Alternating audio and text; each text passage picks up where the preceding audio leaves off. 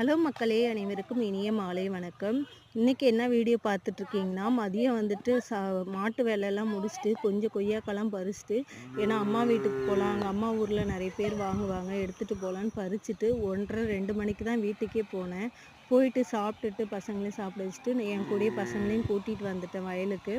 ஏன்னா இன்றைக்கி அம்மா வீட்டுக்கு பால் கறந்து ஊற்றிட்டு போயிட்டு வந்துடலான்னு சொல்லிட்டு, அதனால் வேலை நிறைய இருக்கும், வந்து ஹெல்ப் பண்ணுங்கன்னு சொன்னால் அவங்களும் வந்திருந்தாங்க. வந்து பார்த்தா ஒரு 50 100 குரங்காட்டு கொய்யா மரத்தில் உட்காந்துருந்ததுங்க. கொய்யா மரத்தில் தென்னங்காயெல்லாம் பிச்சு பிச்சு இதை பாருங்கள், தேங்காயெல்லாம் கிடக்கும், நிறையவே பிச்சு பிச்சு போட்டு வச்சுருந்தது. என்ன குரங்கு ரொம்ப நேரமாக ஓட்டுறதுக்கே அதுக்கே எனக்கு 1 மணி நேரம் ஆயிடுச்சு.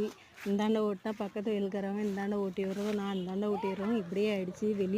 வெளியில் போகவே இல்லை, ரொம்ப நேரம் ஆயிடுச்சு. அப்புறம் அது போன பிறகு தான் பிள்ளை இருக்க போனோம். பெரம்பலூர் டிஸ்ட்ரிக்ட் தான் நான். பெரம்பலூர் டிஸ்ட்ரிக்டில் எந்தெந்த கிராமத்தில் இந்த குரங்கு தொல்லைலாம் இருக்குன்னு மறக்காமல் கமெண்ட் பாக்ஸில் கமெண்ட் பண்ணுங்கள். இந்த குரங்கு தொல்லையால் நிறையவே விவசாயமும் விவசாயிகளும் பாதிக்கப்பட்டு இருக்கோம். இதுதான் உண்மை. என்னென்னா நான் வந்துட்டு கரும்பு போட்டிருந்தேங்க. கரும்பு ஃபஸ்ட்டு வருஷம் தான் போட்டிருந்தேன். 2வது வருஷம்லாம் ரொம்ப மோசமாக குரங்கு ஒடிச்சு டன்னேஜே கொடுக்கல. அதனால் உடனே கரும்பை அழிச்சிட்டு கடல போட்டிருந்தேன். சரி கடல கொஞ்சம் தான் போட்டிருந்தேன். கடலையும் உளுந்தும் கடலெல்லாம் சுத்தமாக வைக்கல. அப்படியே கொடியை சுழட்டி வேரே இறங்கங்காட்டி அந்த பிஞ்செல்லாம் பிச்சு சாப்பிட்டுடுச்சு. உடனே அந்த கடல கொடியோடய நெல் ஓட்டி நடவு நட்டேன்.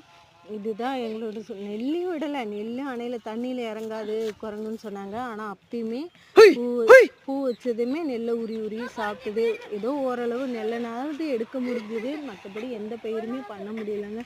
பருத்தியாக இருக்கட்டும், முத்துசோளமாக இருக்கட்டும், எதுவுமே பண்ண முடியாமல் இந்த குரங்கால் நாங்கள் வந்துட்டு விவசாயிகள் மிகவும் கஷ்டப்பட்டுட்ருக்கோம். எல்லாமே சவுக்கு மரத்துக்கு போயிட்டுருக்காங்க. விவசாயம் நிறையா பாதிக்கப்பட்டுருக்குன்னு எங்கள் ஏரியா அதிகாரிக்கு தெரியணும்னு நான் விரும்புகிறேன். ஏன்னா எங்களுக்கு ஏதாவது சொல்யூஷன் கிடைக்கணும். இதனால் நாங்களாவே விவசாயிங்களே ஒரு டைம் வந்துட்டு குரங்கெல்லாம் பிடிச்சிட்டு போய் விட்டுட்டு வந்தாங்க. ஆனால் திரும்பி 10 நாளே வந்துடுச்சு. ஸோ மறக்காமல் கமெண்ட் பாக்ஸில் கமெண்ட் பண்ணுங்கள். முடிஞ்ச வரைக்கும் இந்த வீடியோவை ஷேர் பண்ணுங்கள், லைக் பண்ணுங்கள்.